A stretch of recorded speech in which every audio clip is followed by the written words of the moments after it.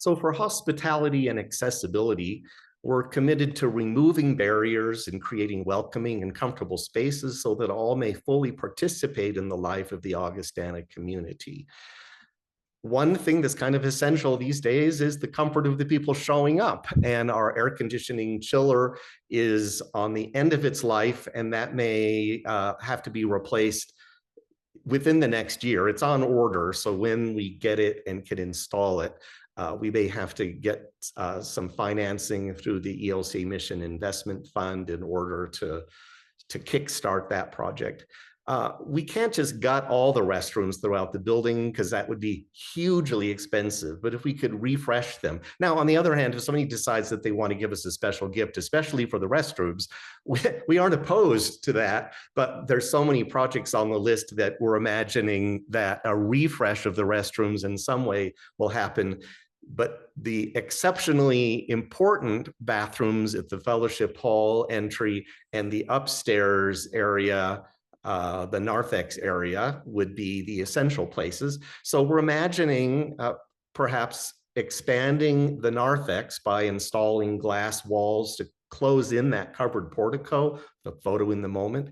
And then in the area that was the coat room and now is the canned food sorting area, by the grace of God alone, there's plumbing right below that where the basement bathrooms are. And so we are imagining some all-gender ADA restrooms that are actually in the entry narthex where they belong. Maybe a hospitality coffee station, just more space for concert welcoming, worship welcoming, hospitality. Asbestos, of course, and the elevator needs some refurbishment. We're not planning on a totally new one. We can't really change the door configuration, but it needs to be refreshed with some new mechanical and even just the panels inside and lighting, those type of things. On the left there is our air conditioning chiller behind the wall at the Fairfax entrance. That has seen its better days in 20, 25 years.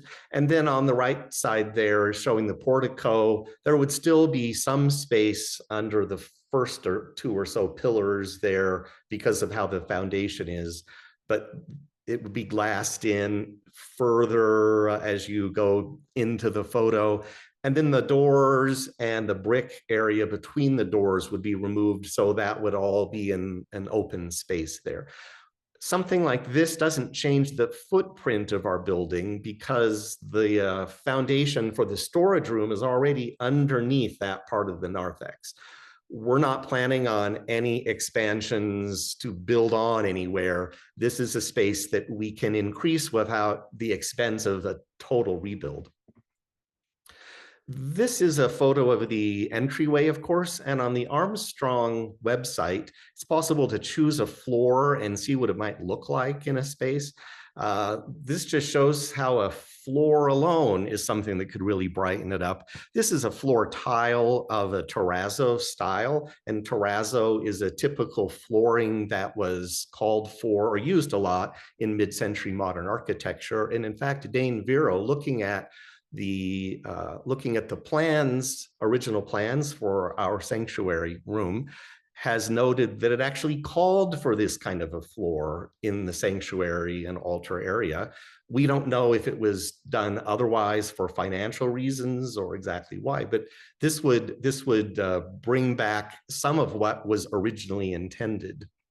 This also, you recognize this as the upstairs entryway. I kind of only have noticed in what condition our floors are in when you start to look at them a little more closely. And brightened up flooring could work wonders in that space, not to mention freshening up the desks that are in that space for our literature display.